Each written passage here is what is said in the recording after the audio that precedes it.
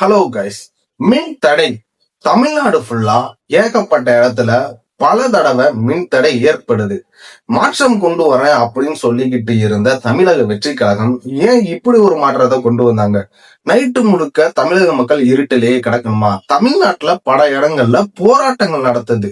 எதுக்காகனா மின் தடை ஏற்பட்ட ஒரு காரணத்துக்காக நைட்டு ஃபுல்லா, அதாவது பகல் ஃபுல்லா வேலை பார்த்துட்டு நைட் வந்து ரிலாக்ஸா தூங்கலாம் அப்படின்னு சொல்லிட்டு தூங்குனா என்னால தூங்க முடியல. நைட் எக்ஸாமுக்கு படிக்கலாம் அப்படின்னு நினைச்சா படிக்க முடியல. காரணம் மின்தடை. நிறைய ஸ்கூல்களை வந்து க்ளோஸ் பண்ணிருக்காங்க. எதுக்காகனா மின்சாரம் இல்லாம என்னால ஸ்கூல்ல வந்து நடத்த முடியாது, குழந்தைங்களை வந்து நான் வந்து கண்ட்ரோல் பண்ண முடியாது அப்படின்னு சொல்லிட்டு ஸ்கூல் லீவ் விட்டுருக்காங்க. நிறைய லேப்லாம் உங்களுக்கு தெரியும், கரண்ட் இல்லாம எதுவுமே பண்ண முடியாது. இந்த மாதிரி நிறைய விஷயங்கள் வந்து க்ளோஸ் பண்ணிருக்காங்க. என்ன செஞ்சுக்கிட்டு இருக்கு மின்சாரத்துறை? தமிழக வெற்றி கழகம் அவங்களோட ஆட்சியில ஏன் இவ்வளவு கேவலமான திட்டங்கள் நடந்துகிட்டு இருக்கு, செயல்கள்? நான் என்னதான் தமிழக வெற்றி கழகத்துக்கு ஏகப்பட்ட வீடியோ ஆதரவா போட்டிருந்தாலுமே இதுக்கு நான் ஆதரவு கொடுக்க மாட்டேன். ஏன்னா என்னை எல்லாருமே, அதாவது பிஃபோர் எலெக்ஷனுக்கு முன்னாடி ஏகப்பட்ட வீடியோ தமிழக வெற்றி கழகத்துக்கு ஆதரவாகவும், இதுக்கு முன்னாடி ஆண்ட கட்சிகள் எவ்வளவு ஊழல் பண்ணாங்க அப்படின்றது ஃபுல்லா புட்டு உங்களுக்கு வந்து ஏகப்பட்ட வீடியோ வந்து நான் வந்து கொடுத்தேன். அதெல்லாம் பார்த்துட்டு நான் மிகப்பெரிய ஒரு அணில் குட்டி அப்படின்னு சொல்லி, அணில் குஞ்சு அப்படின்னு சொன்னாதான் உங்களுக்கு நல்லா புரியும். அணில் குஞ்சுன்னு நினைச்சுக்கிட்டு இருந்தாங்க என்னைய. ஆனா நான் அணில் குஞ்சு கிடையாது. எப்பவுமே இந்த சேனல், மிஸ்டர் தீரன் சேனல் வந்து மக்களுக்காக, மக்களோட குரலா ஒடிச்சுக்கிட்டே இருக்கும். ஓகே, என்ன நடந்துட்டு இருக்கு தமிழ்நாட்டுல? தமிழக வெற்றிக்கிழமை ஏன் இப்படி ஆட்சி பண்றாங்க? எல்லாத்தையும் இந்த வீடியோல டீட்டெயிலா பார்க்க போறோம். ஹலோ கைஸ், நான் தான் தீரன். வாங்க வீடியோக்குள்ள போலாம். மின் தடை தமிழ்நாட்டில் அளவுக்கு அதிகமா ஏற்பட்டு இருக்குல்ல, இதுக்கு என்னதான் பிரச்சனை சொல்றாங்க? இப்ப இருக்கக்கூடிய ஆண்டுகளுக்கு கவர்மெண்ட், தமிழக வெற்றி கழகம் வந்து மாற்றம் கொண்டு வரேன்னு சொல்லிட்டு இதுதான் மாற்றமா? மக்களை நைட்டு ஃபுல்லா தூங்க விட மாட்டாங்க நிம்மதியா. பகல் ஃபுல்லா அங்க இருந்து ஓடி உழைச்சு நைட் வந்து நிம்மதியா தூங்கலாம்னு பார்த்தா கரண்ட் இல்ல. கொஞ்ச நேரம் நிம்மதியா கிரிக்கெட் பார்க்கலாம்னா கரண்ட் இல்ல, நாடகம் பார்க்கலாம்னா கரண்ட் இல்ல. சரி, இதுதான் பிரச்சனையாடாதீரா அப்படின்னு கேட்டீங்கன்னா மக்களுக்கு இதுதான் பிரச்சனை. மின்சாரம் ஏன் ஒழுங்கா கொடுக்க மாட்டாங்க, மின் தடை ஏன் அளவுக்கு அதிகமா ஏற்படுது அப்படின்னு சொல்லிட்டு இப்ப இருக்கக்கூடிய தமிழக வெற்றி கழகத்தையும், இப்ப இருக்கக்கூடிய மின்சாரத்துறை அமைச்சராக இருக்கக்கூடிய சிடிஆர் நிர்மல்குமார் அவரை பார்த்து ஒரு கேள்வி கேட்டோம்னா அவர் வந்து மக்களுக்கு வந்து எக்ஸ்பிளைன் பண்றாரு. என்ன எக்ஸ்பிளைன் பண்றாரு அப்படின்னா, மக்கள் வந்து அதிக அளவுல இப்ப மின்சாரத்தை யூஸ் பண்ண ஆரம்பிக்கிறாங்க. இப்ப உங்களுக்கு நல்லாவே தெரியும், அளவுக்கு அதிகமான ஹீட், சூப்பர் எல்னினோலதான் நம்ம வந்து வாழ்ந்துட்டு இருக்கோம். அளவுக்கு அதிகமான வெப்பம் இருக்கிறதுனால மக்கள் வந்து ஒரு ஃபேனு போட வேண்டிய இடத்துல 2 ஃபேன் யூஸ் பண்றாங்க, ஒரு ஏசியை யூஸ் பண்ண வேண்டிய இடத்துல 2 ஏசியை யூஸ் பண்றாங்க. இந்த அளவுக்கு அதிகமான மின்சாரம் வந்து மக்கள் வந்து பயன்படுத்துற ஒரு காரணத்தினால நார்மலா கொடுக்க வேண்டிய மின்சாரத்தை விட அளவுக்கு அதிகமான மின்சாரத்தை வந்து, வோல்டேஜை வந்து நம்ம வந்து கொடுக்க வேண்டியதுனால இருக்கக்கூடிய டிரான்ஸ்பார்மர்ஸ் வந்து அதோட லோடு தாங்காம வெடிச்சிருது. ஏன் வெடிக்குதுன்னு கேட்டா அதுக்கு ஒரு எக்ஸ்பிளனேஷன் கொடுக்குறாரு. போன தடவை ஆட்சி செஞ்ச திமுக இருந்த, உங்களுக்குமே தெரியும், நிறைய ஊழல் பண்ணி சிறைப்பறவையா இருக்கக்கூடிய செந்தில் பாலாஜி அவர்கள் வந்து என்ன பண்ணிருக்காரு அப்படின்னா, கிட்டத்தட்ட 400 கோடி ரூபாய் ஊழல் பண்ணி, அதாவது மின்சாரத்துறையில மட்டுமே 400 கோடி ரூபாய் ஊழல் பண்ணி இப்ப அதுக்கு தனியா சிபிஐ என்கொயரி வைக்கலாமா அப்படின்ற மாதிரி ஒரு பேச்சு வந்து போயிட்டு இருக்கு. இவர் என்ன பண்ணிருக்காரு அப்படின்னா, கிட்டத்தட்ட ஒரு 14 லட்சம் 15 லட்சம் இருக்கக்கூடிய ஒரு டிரான்ஸ்பார்மரை 19 லட்சமா கணக்கு காட்டி இருக்கக்கூடிய மட்டமான டிரான்ஸ்பார்மர்ஸையும் மட்டமான கேபிள்ஸையும் வாங்கி போட்டிருக்காரு. இது சீக்கிரமாவே வயசாயிருச்சு மீன்ஸ் இது வந்து சீக்கிரமாவே அதோட குவாலிட்டி, தரத்தை வந்து இழந்த ஒரு காரணத்தினால இப்ப வந்து இந்த மாதிரி டிரான்ஸ்பார்மர்ஸ் வெடிக்குது, இடையில கேபிள்கள் வந்து லோடு தாங்காம தீப்பத்தி எரியுது அப்படின்னு சொல்லிட்டு ஏகப்பட்ட விமர்சனங்களை வந்து வைக்கிறாரு. சிபிஐல மின்சாரத்துறையில இருக்கக்கூடிய ஊழியர்கள் இருக்காங்க. இவங்க வந்து முன்னாடி இருந்த திமுக ஆட்சிக்கு சில பேர் ஃபேவரா இருக்காங்க. அவங்களையும் நாங்க ஃபைண்ட் அவுட் பண்ணிட்டு இருக்கோம். அவங்கள ஃபைண்ட் அவுட் பண்ணி என்னடா தீரா பண்ண அப்படின்னு கேட்டீங்கன்னா, இவங்க என்ன பண்றாங்க அப்படின்னா, திமுகவோட பேச்சை கேட்டு, உங்களுக்கே தெரியும் திமுக வந்து காசு கொடுத்து எதை வேணாலும் சாதிப்பாங்க. நேத்து கூட அண்ணா அறிவாலயத்துல பெண்கள் மகளிர் கூட்டம் வந்து வச்சிருக்காங்க. அந்த கூட்டத்தை முடிச்சுட்டு அந்த மகளிர்களுக்கு எல்லாம் ஒரு வாட்ச் வந்து கிஃப்டா கொடுத்திருக்காங்க. அந்த வாட்சுக்கு எப்படி தமிழக மக்களா இருக்கக்கூடிய தமிழக பெண்களை ஒரு வாட்சுக்கு நாய் மாதிரி அடிச்சுக்கிட்டு நார விட்டாங்க. சோ இது நம்ம எல்லாத்துக்குமே தெரியும். இந்த மாதிரி தான் காசுகளை கொடுத்து இருக்கக்கூடிய ஊழியர்களை கரெக்ட் பண்ணி தேவையில்லாம ஒரு இடத்துல வந்து பவர் கட் பண்றது. அது மட்டும் இல்லாம ஃபியூஸ் கேரியல் இருக்கும் பாருங்க, இந்த ஃபியூஸ் கேரியல்லாம் பகல் நேரங்கள்லயும் நைட்டு நேரங்கள்லயும் திருடு போக ஆரம்பிக்குது அப்படின்னு சொல்றாங்க.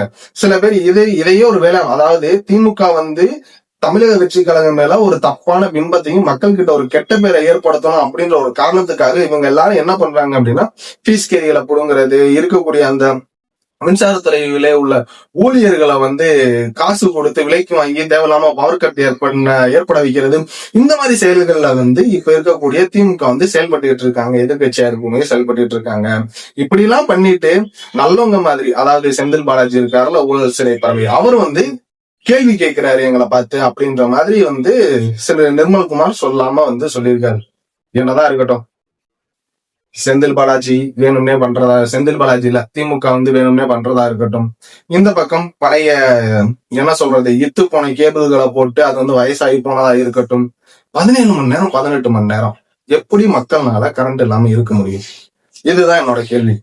அதாவது என்னதான் தமிழக வெற்றி கழகத்துக்கு ஆதரவான ஏகப்பட்ட வீடியோ போட்டாலும் மக்களுக்கு ஒண்ணுன்னா குரல் கொடுக்கணும். அதுக்குத்தான் இந்த சேனலை ஆரம்பிச்சேன். எந்த கட்சி ஆண்டாலும் சரி, மக்களோட மக்களா மக்களுக்காக என்னைக்குமே என்னோட குரல் இந்த மிஸ்டர் தீரன் சேனல் கேள்விகளை எழுப்பிக்கிட்டே இருக்கும். ஏன்னா ஒருத்தனை நம்மளுக்கு பிடிச்ச ஆட்சி பண்றான் அப்படின்னு சொல்லிட்டு இப்ப இருக்கக்கூடிய டிவிக்கு இருக்கக்கூடிய தொண்டர்கள் உங்களை பார்த்துதான் நான் கேள்வி கேட்கிறேன். நீங்க என்னை பார்த்து கோவப்பட்டாலும் பரவாயில்ல, நீங்க கோவப்பட மாட்டீங்க எனக்கு தெரியும். என்னதான் உங்க அண்ணனே ஆட்சி பண்ணாலும் அவரோட ஆட்சியில குறை இருந்துச்சுன்னா நம்ம குறை சொல்லதான் வேணும், கேள்வி கேட்டுதான் ஆகணும். அப்படி இருந்தா மட்டும்தான் அவங்க ஒழுங்கு ஆட்சி பண்ணுவாங்க. நீங்க நினைச்சுக்கிட்டு இருக்கீங்க தமிழக வெற்றி கழகம் ரொம்ப தூய சக்தி, அது சூப்பரா ஆட்சி பண்ணும் அப்படின்னு. விஜய் அவர்களை தவிர அதுக்கு கீழே உள்ள எந்த அமைச்சர்களுமே நல்லவங்களே கிடையாது. அவங்க எல்லாருமே பல பல கட்சிகளை ஏகப்பட்ட ஊழல்களை செஞ்சு இந்த என்ன சொல்றது தமிழக வெற்றி கழகத்தை சேர்ந்திருக்காங்க. சோ அங்க உள்ள புத்தி தான் இங்கேயும் வரும்.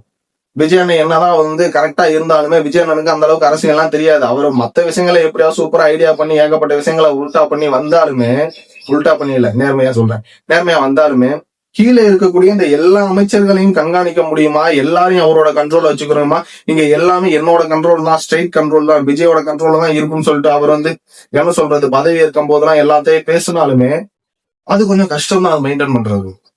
சோ அதனால எங்கெல்லாம் தப்பு நடக்குதோ அந்த தப்பெல்லாம் நம்ம தட்டி கேட்டு மக்களாகிய நம்ம குரல் கொடுத்து கேட்டுக்கிட்டே இருந்தா மட்டும்தான் இந்த பிரச்சனைகள் எல்லாம் சரியாகும். சோ இந்த மின்சாரம் சம்பந்தமான இந்த மின்தடை பிரச்சனைய இவங்க ஈஸியா ஹேண்டில் பண்ணி சரி பண்ண முடியுமான்னு கேட்டீங்கன்னா ஒரு கவர்மெண்ட்னால முடியாதது என்ன? ஒரே நாள் நைட்டுல எதையும் மாற்றம் பண்றாங்க, பல கோடி ரூபாய் ஊழல் பண்றாங்க. சாரி, இதுக்கு முன்னாடி இருந்துகிட்டு இருந்தாச்சு.